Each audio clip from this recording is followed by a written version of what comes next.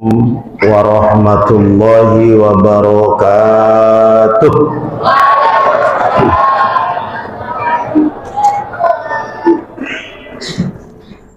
Bismillah,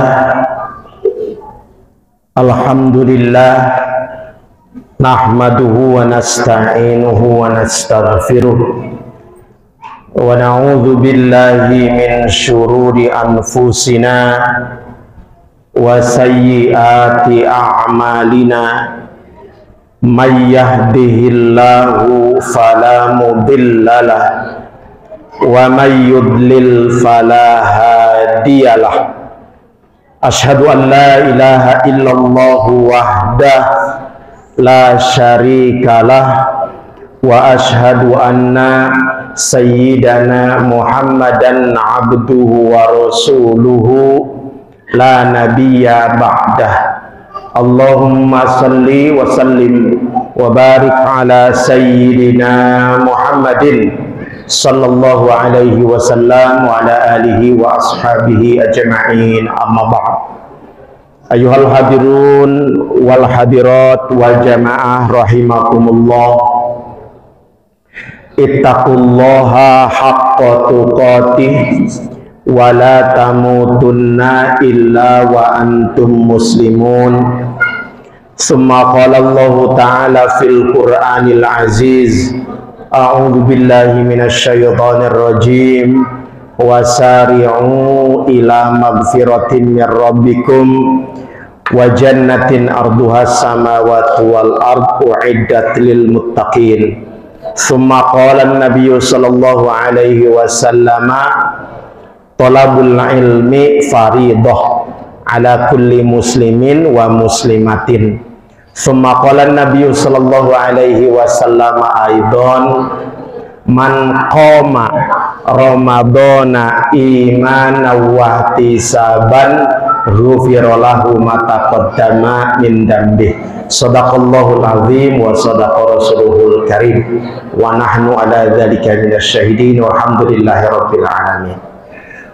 Hadirin wal hadirat jamaah rahimakumullah, yang paling utama kita sebagai hamba Allah subhanahu wa ta'ala wajib hukumnya bersyukur atas nikmat yang telah Allah karuniakan kepada kita. Malam hari ini saja sudah berbagai amaliyah yang wajib maupun yang sunnah kita tunaikan. Inilah salah satu wujud syukur kita kepada Allah. Salah satu syukur kita dapat hadir di masjid ini untuk menunaikan berbagai rangkaian ibadah di malam hari di bulan suci Ramadan. Balasannya nggak tanggung-tanggung, diampuni dosa oleh Allah. Hadis tadi salah satu yang dibacakan di muqaddimah, man qoma ramadhana imanan wa ihtisaban ghufira lahu ma taqaddama min dhanbi. Jadi salat sunnah tahiyatul masjid qabla isya, salat isya, ba'da isya, salat tarawih, masya Allah ya. Pantes saja ya Allah memerintahkan saum di bulan Ramadan kepada kita. Dan kalau bukan kita, wallahu a'lam. Siapa kita? Sebagaimana undangan yang telah Allah sampaikan di bulan Ramadan, yaitu orang-orang yang beriman. Jadi yang layak dan pantas menunaikan ibadah saum dan rangkaian ibadah lain di bulan Ramadan adalah hanya orang-orang yang beriman, bukan orang-orang yang diseru oleh Allah al-muslimun, tidak, tapi ya ayyuhalladzina amanu.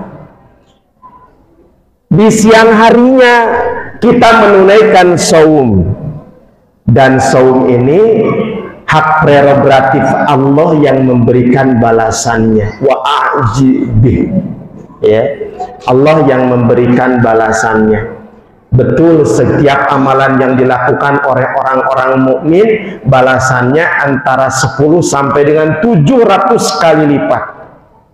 Tapi khusus saum hanya Allah yang berhak memberikan balasannya di siang hari. Di malam hari diampuni dosa, di siang hari diampuni dosa oleh Allah. Barusan saja kita mengkalkulasi berapa banyak yang sudah kita tunaikan. Bukan berarti kita hitung-hitungan ya Bapak Ibu, bukan. Tetapi inilah wujud syukur kita kepada Allah. Karena kita masih diberikan kesempatan oleh Allah untuk berada di majlis-majlis bulan suci Ramadan. Karena kalau tidak ada umur ya, saudara-saudara kita yang tidak diberikan kesempatan oleh Allah, yang baru saja kemarin wafat bersama-sama sebelum Ramadan, mempersiapkan Ramadan, sekarang sudah tiada. Berarti hanya kita yang diberikan kesempatan oleh Allah. Dan amal-amal bulan suci Ramadan, ibadah yang kita lakukan, syaratnya apa? Diterima oleh Allah Subhanahu wa Ta'ala, syaratnya hidup, Pak.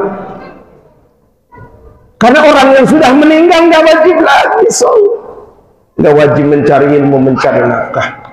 Baik, ini mukadimah 10 menit saja. Ya, salah sendiri, waktunya cuma 7 menit. Ya, jadi sholat Isya wajib hukumnya. Banyak kita kalkulasi lagi nih, balasannya 700 kali lipat, 70 sampai 700 kali lipat. Ya.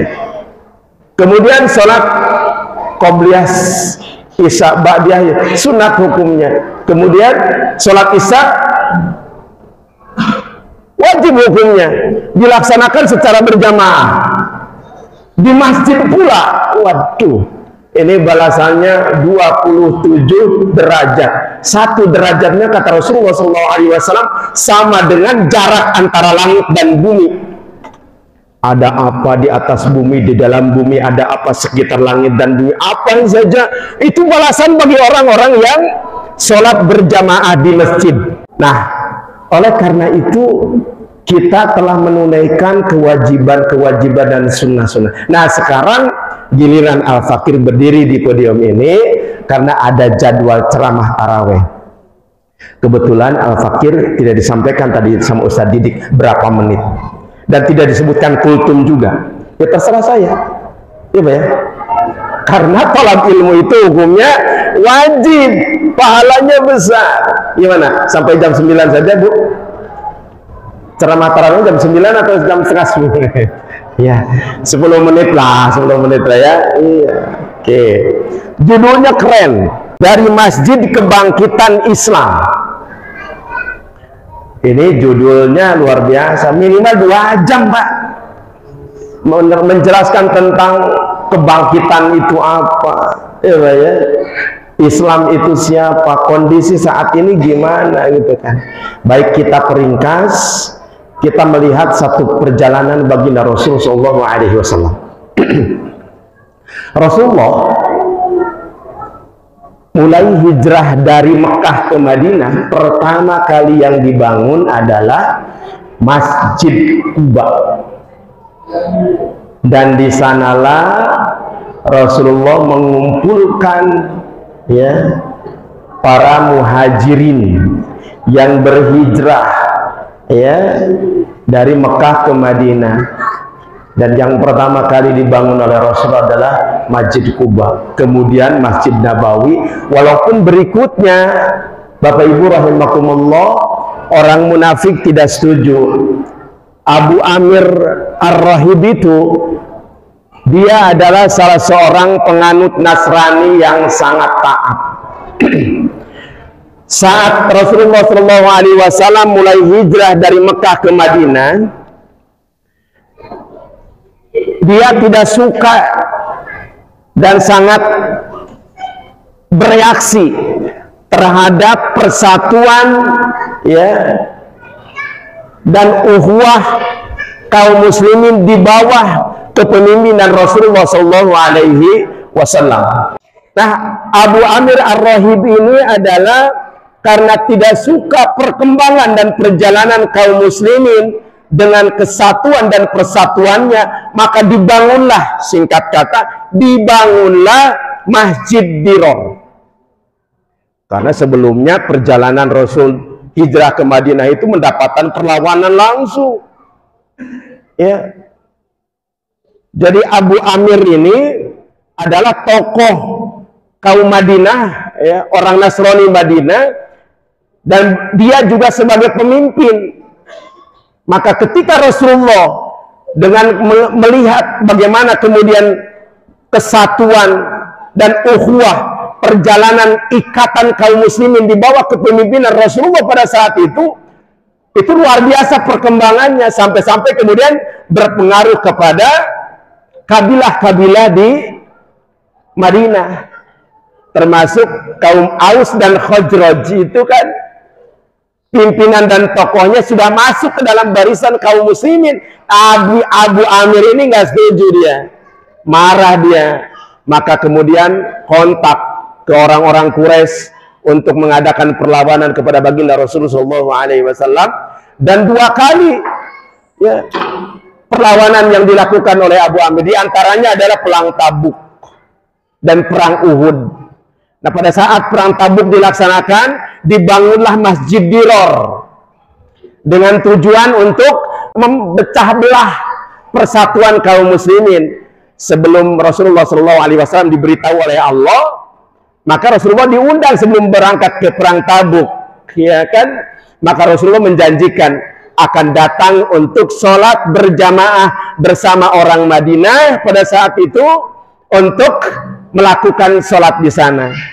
Tapi dalam perjalanan sebelum perang Tabuk itu selesai, Allah Subhanahu wa Ta'ala yang menginformasikan jangan melakukan sholat di masjid itu yang dibangun oleh orang-orang munafik, ya, yaitu oleh pasukan dan rombongan, ya, Abi Amir Ar-Rahib. Nah, inilah salah satu hal yang kemudian Allah Subhanahu wa Ta'ala menjelaskan di dalam salah satu suratnya itu, ayatnya itu ada surat At-Taubah misalnya, menjelaskan tentang bahaya dan harus diperangi dan dirobohkan Masjid Dirar itu. Karena Masjid Dirar dibangun oleh orang-orang munafik dengan tujuan apa? Memecah belah orang-orang mukmin yang sudah kelihatan bersatu di bawah kepemimpinan Rasulullah SAW. Maka kemudian sepulang dari perang Tabuk, akhirnya Rasulullah SAW mengutus sahabatnya untuk kemudian membakar dan memerangi orang-orang munafik dalam masjid tersebut. Masyarakat di sana tidak tahu ada masjid kemudian dibangun. Ya sudah, kemudian dilaksanakan untuk sholat berjamaah di sana, padahal tujuannya adalah orang-orang munafik ingin menggebusi, ya, ingin mempengaruhi jamaah kaum muslimin yang masuk di dalam masjid itu dengan pengaruh-pengaruh jahat yang dilaksanakan, yang direncanakan oleh orang-orang munafik. Itulah kemudian salah satu program yang dibangun pertama kali oleh baginda Rasulullah SAW. Sampai sekarang masjid yang dibangun pertama kali oleh Rasulullah SAW di Kuba itu menjadi satu syariat para jamaah haji, jamaah umroh, Pak. Jadi kalau bapak-bapak ingin tambahan pahala umroh, ya, ada tempatnya di Madinah, yaitu di Masjid Kuba. Jadi dari hotel bapak-bapak, ibu-ibu yang menjadi jamaah umroh, wudhu di sana, di hotel, kemudian berjalan ke Masjid Kuba, ya kurang lebih sekitar perjalanan beberapa menit lah. Kalau kemudian kita nyewa atau naik angkot ke sana, naik mobil sekitar 2,5 sampai 5 real, ya. Sholat 2 rakaat di sana, sudah selesai. Setelah itu kembali lagi ke hotel atau kemana, dan pahalanya sama seperti sholat, seperti pahala umroh 1 kali. Ini sampai sekarang sudah menjadi syariat. Nah, berikutnya hadirin jamaah rahimakumullah, kenapa sesungguhnya Amir Masjid Al-Kautsar menyampaikan satu tema, ya, dari Masjid Kebangkitan Umat. Betul, saat Rasulullah SAW dari Mekah ke Madinah, masjid yang dibangun. Di sanalah kemudian dilaksanakan berjamaah sholat, kemudian tolab ilmu, menjadi majelis ilmu, ya. Orang-orang Madinah yang baru mengenal Islam berbondong-bondong awalnya pertama kali Rasulullah SAW sebelum membangun Masjid Nabawi, di sanalah tempatnya. Ya. Nah, maka kemudian sangat syarat dengan sebuah dampak yang sangat positif. Kenapa kemudian kebangkitan umat itu harus dari masjid, tidak di tempat lain? Yang pertama, masjid itu adalah dikenal dengan Baitullah, rumahnya Allah. Di sanalah kemudian tempat ibadah, tempat sholat, tempat membaca Al-Quran, tempat tolab ilmu.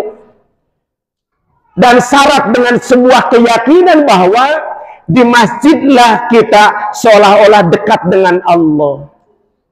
Karena di masjid pula lah kemudian syariat menetapkan tatkala kita i'tikaf, ya, syaratnya di masjid. Dan 10 malam terakhir insya Allah di bulan suci Ramadan ini, Rasulullah SAW mencontohkan, ya, untuk menggapai satu derajat tertinggi pahala yang akan kita peroleh, ya, satu malam yang terlewati ketika kita beribadah di malam itu, maka kemudian balasannya sama seperti ibadah selama 1000 bulan di bulan lainnya. Dengan syarat apa? I'tikaf di masjid. Sebagaimana kemudian dicontohkan baginda Rasulullah SAW. Masjid identik dengan sholat. Sholat adalah penghambaan tertinggi dari seorang hamba, seorang makhluk terhadap Khaliknya. Karena sesungguhnya sholat adalah pertama kali amal-amal yang akan dihisab kelak di akhirat, ia adalah sholat. Maka melalui sholat, sampai-sampai orang-orang Yahudi menjadikan sebuah tanda, ya, menjadikan sebuah standar di mana apabila sholat subuh berjamaah di masjid, ya, itu melebihi jumlahnya atau sama minimal jumlahnya dengan pelaksanaan sholat Jum'ah, maka kemudian kata orang Yahudi, itulah tanda kehancuran kami. Maka ketika salah seorang ulama Syria kalau tidak salah, satu waktu dalam perjalanannya kemudian terlewati sholat subuh berjamaah. Seusai sholat subuh berjamaah, keluar masjid mendapati seorang Yahudi, tentara Yahudi yang sedang tengok-tengok. Dihampirilah oleh sang ulama tadi, kenapa Anda melihat dari kejauhan sepertinya ada sesuatu yang dicari? Iya, Syekh, saya ingin melihat berapa jumlah jamaah sholat subuh di masjid itu. Kenapa emang? Sekiranya jumlah sholat jamaah subuh pada masjid itu sama dengan sholat Jum'ah, maka kami sangat meyakini siap-siap untuk menghadapi kehancuran. Terus, tetapi saya tadi lihat ternyata jumlah jamaah sholat subuh di masjid tersebut tidak melebihi sholat Jum'ah di hari Jumat. Jadi kami agak tenang. Berarti kehancuran kami masih lama. Ini satu tanda, Pak, Ibu sekalian, bahwa masjid menjadikan satu standar bagi orang-orang Yahudi bahwa mereka masih lama atau sebentar lagi menghadapi kehancuran. Maka yuk sama-sama berangkat dari masjid, kita bangkit paling tidak minimal di bulan suci Ramadan lah. Jangan sampai kemudian maju terus itu ya. Saf pertama menjadi kemudian yang belakang menjadi ada kemajuan. Mudah-mudahan sampai dengan akhir Ramadan nanti ini suasana dan kondisi masjid ini luar biasa, sudah kondusif. Al-Fakir 1 tahun lebih tidak masuk ke masjid ini, tapi begitu masuk luar biasa. Al-Fakir doaan mudah-mudahan jamaah Masjid Al-Kautsar senantiasa istiqomah untuk melaksanakan sholat berjamaah dan melakukan ibadah-ibadah khususnya adalah mencari ilmu di masjid ini. Demikian, mudah-mudahan apa yang disampaikan menjadi renungan bagi kita dan motivasi. Minimal kita memanfaatkan dan yuk sama-sama makmurkan masjid kita dengan ibadah yang ada di dalamnya. Wallahu a'lam bishawab. Mudah-mudahan bermanfaat. Rabbana atina fid dunya hasanah wa fil akhirati hasanah wa qina adzabannar. Subhanakallahumma wa bihamdika asyhadu an la ilaha illa anta astaghfiruka wa atubu ilaik. Walhamdulillahirabbil alamin. Wal afu minkum minal khata'a wan nisyan. Assalamualaikum warahmatullahi wabarakatuh.